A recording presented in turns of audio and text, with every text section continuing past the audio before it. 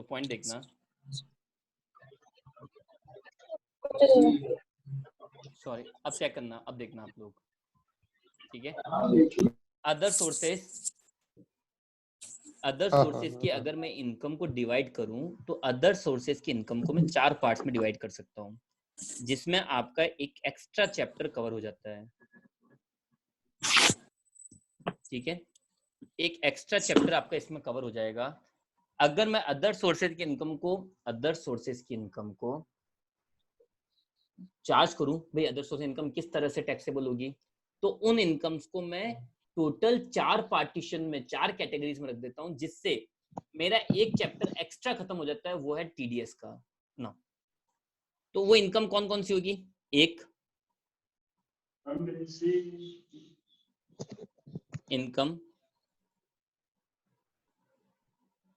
which are taxable as per calculation, ऐसी income जो calculation के बेसिस पर टैक्सेबल होगी, ठीक है, जो किसके बेस पर? कैलकुलेशन के बेस पे, ओके।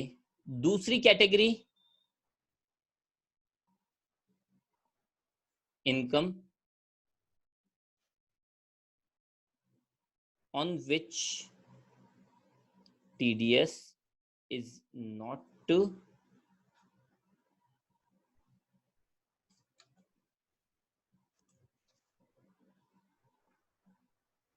deductible, ऐसी इनकम जिस पे TDS डिडक्टेबल नहीं है, ओके। फिर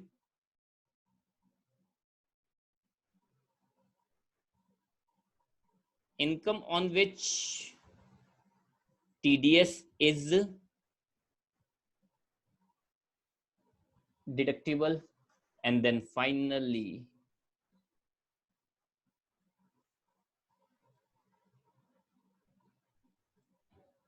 exempted income. Finally exempted income. तो यहां पे अदर सोर्सेज की इनकम को मैं इन 4 कैटेगरीज में डिस्ट्रीब्यूट कर देता हूं, और इससे अब आप लोगों को ये लगेगा भाई एक को चैप्टर कौन सा? एक चैप्टर और है आप लोगों की बुक में, अगर आप लोगों ने देखा हो बीकॉम हो या सीए में,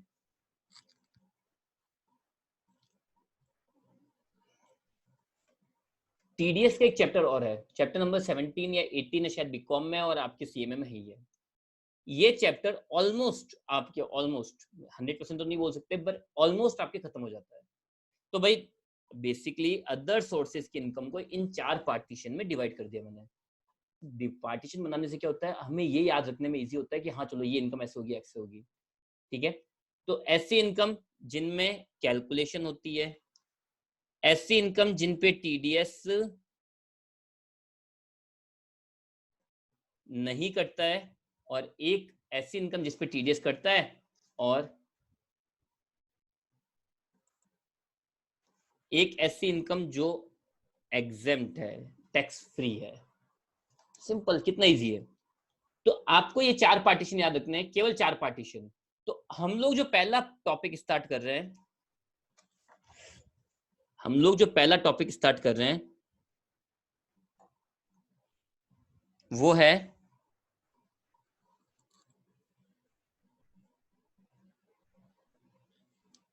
इनकम्स which are taxable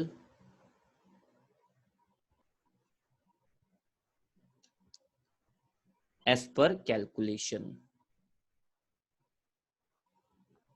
ऐसी इनकम जिसके अंदर आपको कुछ ना कुछ कैलकुलेशन करनी पड़ेगी, आप लोगों को ध्यान रखना पड़ेगा वो। और इसके अंदर मैं सबसे पहला और सबसे आईएमपी टॉपिक ले रहा हूं, और आज का शायद हमारा यही टॉपिक रह जाएगा, इसके अलावा हम कुछ नहीं कर पाएंगे। गिफ्ट।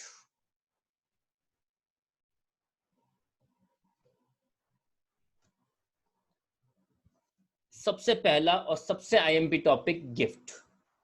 बस गिफ्ट का पॉइंट समझ लो, आप लोगों को अदर सोर्सेज का ये मान लो 50% कवर हो गया, अदर सोर्सेज का 50% कवर हो जाएगा गिफ्ट गिफ्ट में, ठीक है।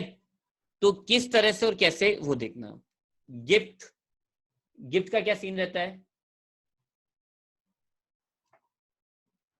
गिफ्ट का सीन क्या रहता है, देखो गिफ्ट को हम लोग दो पार्टीशन में डिवाइड करते हैं। पहला जो गिफ्ट है उसको मैं दो पार्टीशन में डिवाइड करके चलूंगा। पहला ले लेते हैं पूरा मूवेबल एसेट।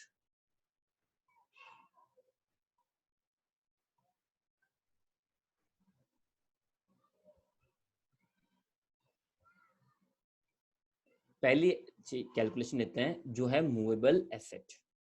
मूवेबल एसेट क्या होती है, गोल्ड, ठीक है, ज्वेलरी, ये सब जो चीजें होती है वो होती है मूवेबल एसेट, ठीक है। तो ऐसी मूवेबल एसेट अगर आपने किसी को गिफ्ट में दी है, गिफ्ट को भी दो पार्टीशन डिवाइड कर रहे हैं हम लोग, गिफ्ट को भी दो पार्टीशन में डिवाइड कर रहे हैं। तो मूवेबल एसेट, मूवेबल एसेट में एक है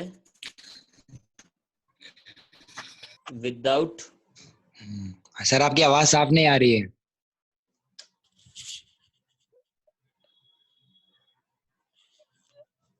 तो अब आवाज सही आ रही है,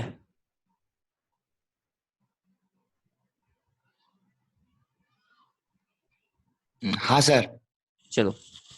तो पहला है विदाउट कंसिडरेशन और दूसरा है जो आप लोग सुन के शायद हंस जाओ, with with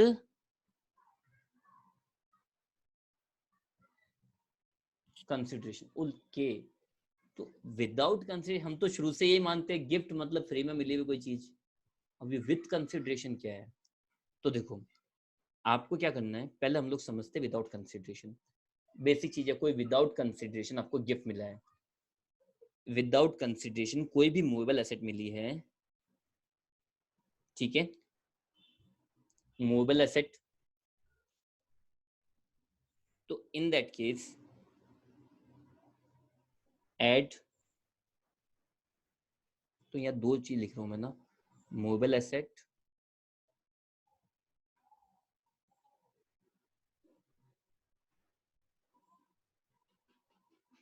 cash and movable asset,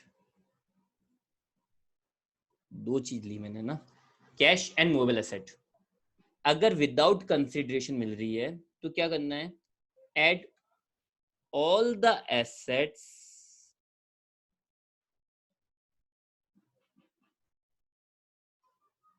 category wise, सारी एसेट्स को कैटेगरी वाइज ऐड करनी है। कैटेगरी मींस कैश, कैश वाली कैटेगरी में जाएगी, ज्वेलरी ज्वेलरी वाली कैटेगरी में जाएगी। अब वो ज्वेलरी कुछ भी हो सकती है, एक्स वाई जेड। देखो अब ज्वेलरी के अंदर सब कैटेगरीज मत बनाना, सब कैटेगरीज का मतलब क्या हुआ, गोल्ड ऑर्नामेंट्स अलग, प्लेटिनम ऑर्नामेंट्स अलग, सिल्वर ऑर्नामेंट्स अलग, ऐसा मत करना। जितनी भी ज्वेलरी है वो सारी एक ही कैटेगरी में एक साथ जाएगी। आ रही बात समझ में। तो add all the assets category wise, ठीक है, जितनी भी एसेट्स उन सबको कैटेगरी वाइज मैं ऐड कर दूंगा। ओके, ठीक है, सिंपल सी बात है, कोई इतनी बड़ी बात भी नहीं है। कैटेगरी वाइज जितनी भी एसेट्स है वो सारी एसेट्स क्या हो जाएगी, ऐड हो जाएगी। फिर if total is more than 50,000 then the whole amount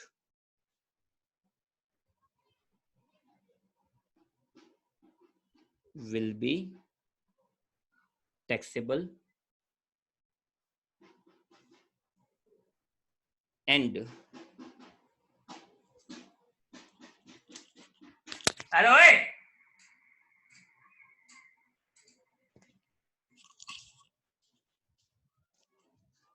and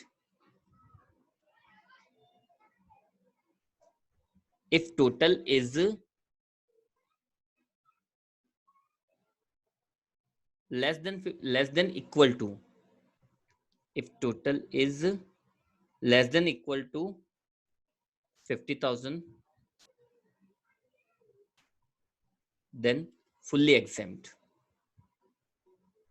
then fully exempt। चलो, तो भाई मैं पहली कैटेगरी डिस्कस कर रहा हूं, कुछ भी नहीं, cash and mobile asset, cash and mobile asset, ठीक है, विदाउट कंसिडरेशन मिलते हैं।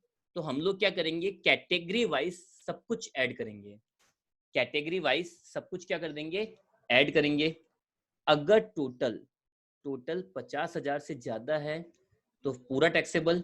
चलो मैं इसको और इजी में लिख देता हूँ, तो कॉम्प्लिकेटेड हो गया ये।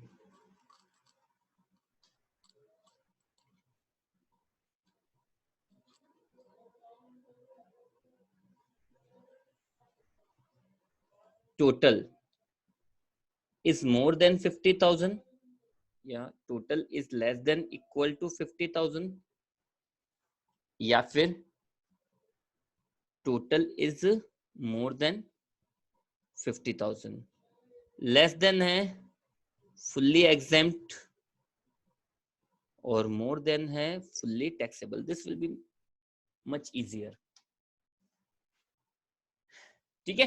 चलो, to the point is, आपको कोई गिफ्ट मिला है विदाउट कंसिडरेशन, तो पहले उसको कैटेगरी वाइज ऐड करो, कैटेगरी वाइज ऐड करके अगर फिर टोटल उस कैटेगरी की टोटल 50,000 से ज्यादा जाती है तो टैक्सेबल, और 50,000 या उससे कम है तो एक्सेप्ट, ठीक है। अगर मैं यहाँ पे एग्जांपल लूँ इन चीजों के,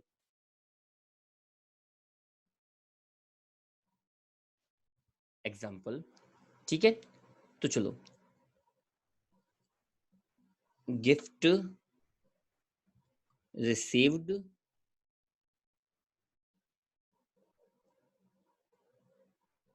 विदाउट कंसिडरेशन, कैश गिफ्ट 22,000। और एक बात का ध्यान रखना, ये सब ईयर वाइज, इन सब में इन प्रीवियस ईयर, एक ईयर की बात है ना, 10-15 साल की मत ऐड कर देना। कैश गिफ्ट, सॉरी, चेक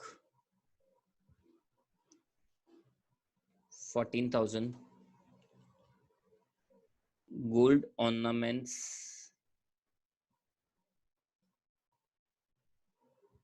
42,000,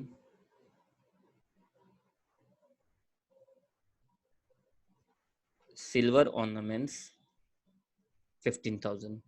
तो मुझे यहाँ पे आप लोग आंसर में बताओ टैक्सेबल अमाउंट क्या होगी।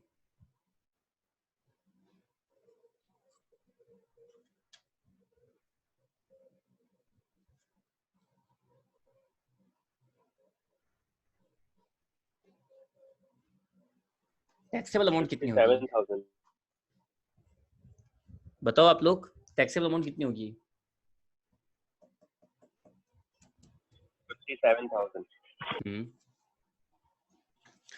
57,000। 57,000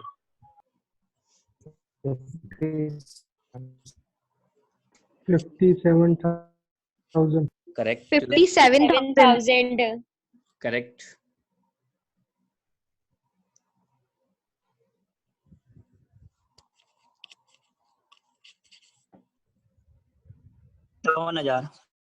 हाँ सही है हितेश जी।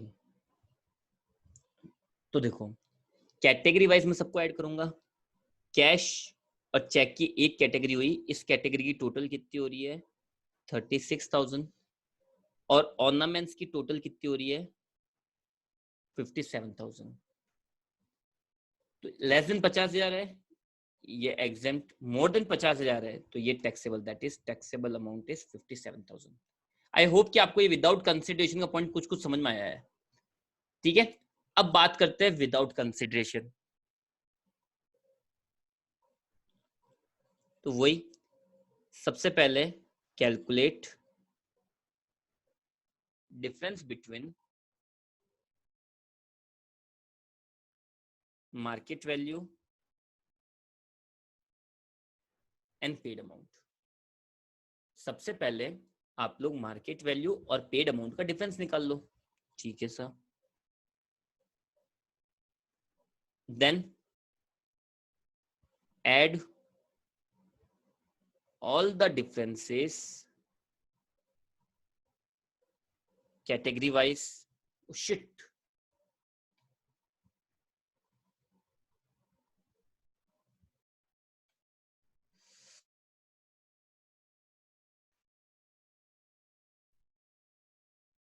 Sorry.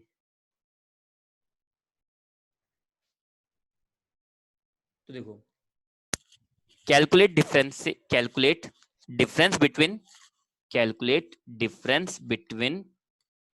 between market value and paid amount. फिर ऐड करो सारे डिफरेंसेस को कैटेगरी वाइज. ठीक है सर, कैटेगरी वाइज सब कुछ ऐड कर दिया. एंड देन सेम म्हणजे अगर टोटल मोर देन 50,000 है तो टैक्सेबल, और अगर लेस देन और इक्वल टू 50,000 है तो एग्जेम्प्ट. सिंपल. तो अब अगर मैं ये बोलूं जैसे example number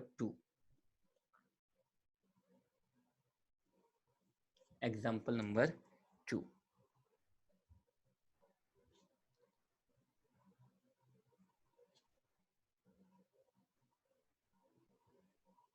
following gift were received. ठीक है. From A, shares जिनकी मार्केट वैल्यू है 60,000 शेयर्स जिनकी मार्केट वैल्यू, ठीक है, 60,000 फॉर रुपीज 30,000. फिर फ्रॉम बी, शेयर्स जिनकी मार्केट वैल्यू है 50,000 फॉर रुपीज 20,000.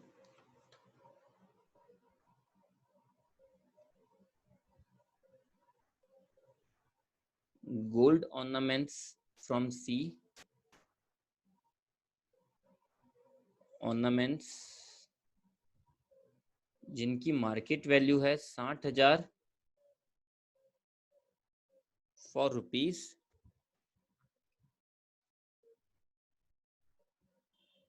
25,000. चलो, तो अब आप लोग बताओ इस क्वेश्चन के अंदर अब टैक्सेबल अमाउंट कितनी होगी? टैक्सेबल अमाउंट कितनी होगी?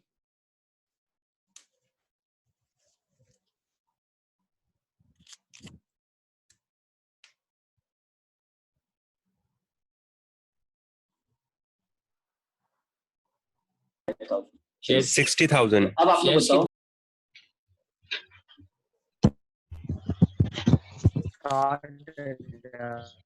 60,000. 60,000. 60,000. 60,000. Well done. तो देखो यहाँ पे शेयर्स का डिफरेंस कितना आया? शेयर्स का डिफरेंस कितना आया? 30,000. यहाँ पे वापस से शेयर्स है, शेयर्स का डिफरेंस कितना आया? 30,000. ठीक है. और यहाँ पे ऑर्नामेंट्स है और डिफरेंस कितना आया? 35,000. तो हम लोग कैटेगरी वाइज ऐड करते हैं. तो पहले अगर मैं देखूं शेयर्स के लिए टैक्स टोटल कितनी आ रही है? 30,001, 60,000 मोर देन 50,000 टैक्सेबल, और ऑर्नामेंट्स की लेस देन 50,000 है तो क्या हो गई? एग्जेम्प्ट. आई बात समझ में? आज नेटवर्क का इतना इशू क्यों हो रहा है? तो देखो शेयर्स की अमाउंट कितनी थी? 30,000 प्लस 30,000, 60,000 तो टैक्सेबल. ऑर्नामेंट्स की लेस देन 50,000 है तो क्या हो गया? एग्जेम्प्ट. ठीक है. आई होप कि आपको ये दोनों एग्जांपल और ये पूरा टॉपिक समझ में आ गया. यस और नो? यस और नो? हाँ भैया. Yes, sir. sir. Yes sir. Yes, sir. Yes, sir. Sir आपकी आवाज ज्यादा कट रही है। यार अभी यार नेटवर्क का बहुत इशू हो रहा है, मैं खुद को समझ में नहीं आ रहा क्या हो रहा है। इतना गंदा नेटवर्क कभी नहीं आया। So I don't have much option than this. तो चलो नेक्स्ट पॉइंट ले लेते हैं। एक एग्जांपल और ले रहा हूं मैं, आप लोग बताना इसमें टैक्सेबल अमाउंट कितनी होगी। आप लोग बताओगे इसके अंदर टैक्सेबल अमाउंट कितनी होगी।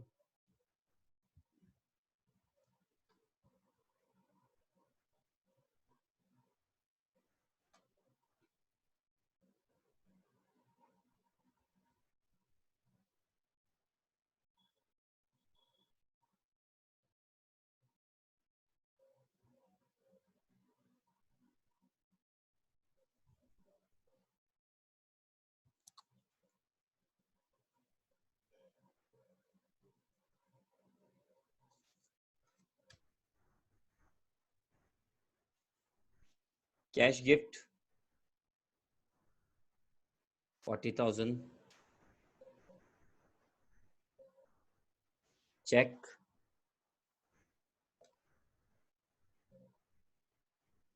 12,000, मोबाइल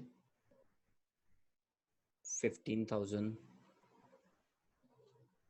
टीवी 12,000, या सॉरी मोबाइल 42,000, टीवी 24,000, फिर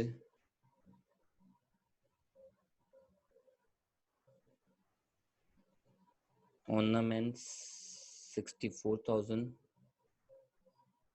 and shares 42,000. What will be the taxable amount? या मैं थोड़ा सा करेक्शन, 82,000। मैं करेक्शन कर रहा हूँ, 62 and 54. What will be the taxable amount? What will be the taxable amount?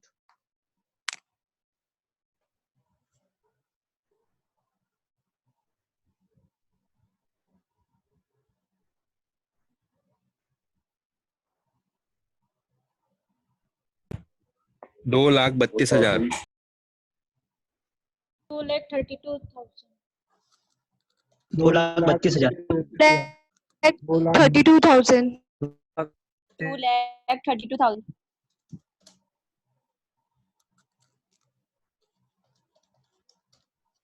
और अगर मैं ये बोलूं कि ये जो आंसर आप लोग बोल रहे हो वो गलत है, तो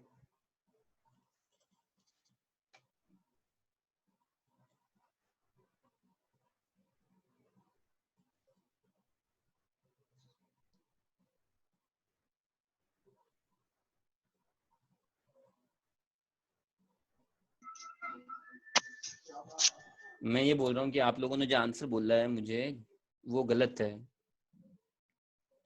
तो here's your question.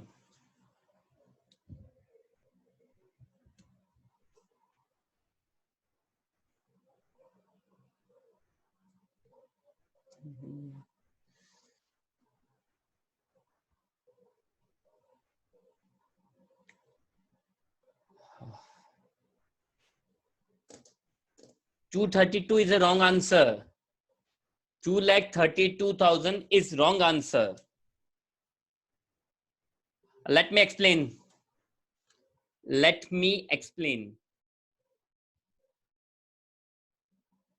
एक नोट लिखता हूं, शायद उस नोट से थोड़ा क्लैरिटी मिले आप लोगों को। एक नोट लिख रहा हूं, उस नोट से शायद आपको प्रॉपर क्लैरिटी मिले।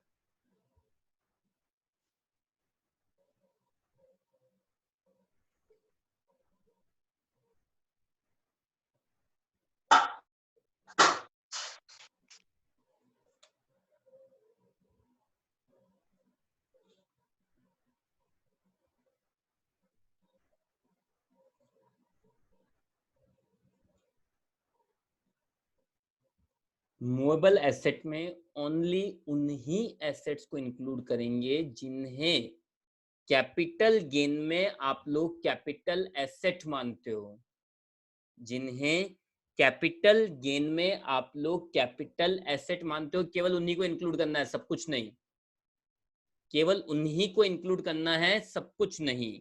चलो आते हैं हमारे क्वेश्चन के ऊपर। तो मैंने यहाँ नोट के लिए, नोट का ध्यान रखना, देखो मैंने इसलिए वहां पे टॉपिक का नाम चेंज किया। पहले तो टॉपिक का नाम मैंने रखा cash and movable asset, cash and movable asset. पहले तो मैंने टॉपिक का नाम चेंज किया है, मतलब कैश तो टैक्सेबल है ही है, प्लस मूवेबल एसेट। और मूवेबल एसेट में किसको इंक्लूड करते हैं? मूवेबल एसेट में केवल उन्हीं एसेट्स को इंक्लूड करेंगे जिन्हें कैपिटल गेन में कैपिटल एसेट मानते हैं। ठीक है, तो क्वेश्चन पे आ जाते हैं। कैश तो हमेशा टैक्सेबल होती है, चलो ठीक है सर, कैश हमेशा टैक्सेबल, दोनों को ऐड करा 52,000 आया, 50,000 से ज्यादा है टैक्सेबल। ठीक है, मोबाइल और टीवी को हम लोग कैपिटल एसेट मानते हैं क्या? कभी इतने क्वेश्चन करोगे आपने कैपिटल गेन के, एक दो नहीं क्वेश्चन किया नहीं।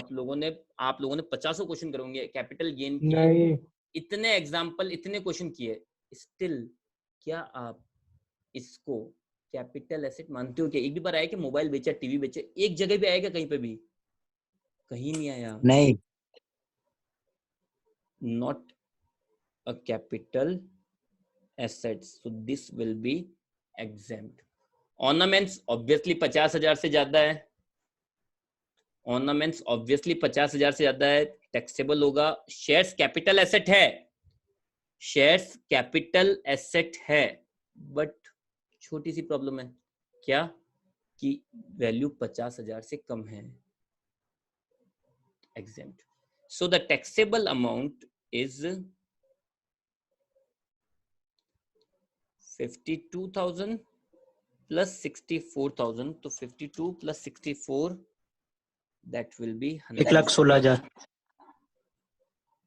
आई होप कि यहाँ पे आके आपको बहुत अच्छी क्लैरिटी मिल गई होगी, सीएमए वालों को खासकर। इस एग्जांपल से एक बहुत अच्छी बात आप लोगों की क्लियर हो गई होगी, शायद सीएमए वालों के, बीकॉम वालों के इतना कुछ टिपिकल है ही नहीं, बीकॉम वाले नहीं भी याद रखे तो चलेगा, उनको तो इतना ध्यान रख लो 50,000 से ऊपर है, कम है, दैट्स इट। सीएमए वालों को शायद यहाँ से इससे ज्यादा बेटर क्लैरिटी नहीं मिल सकती थी। आई होप कि आप लोगों को समझ में आया है। ठीक है, यस सर।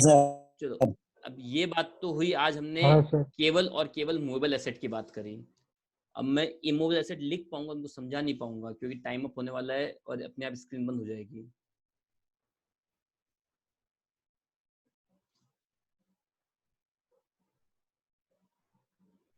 अरे यार ये बहुत लो चला काम हो गया तो।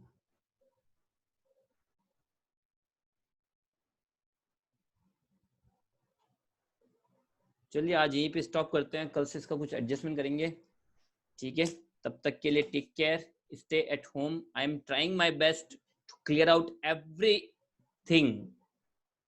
सो जो लोग ऑनलाइन नहीं आ रहे उनको भी बोलना एक बार कि भाई ऑनलाइन आ जाए। बाकी टेक केयर। ओके। ओके।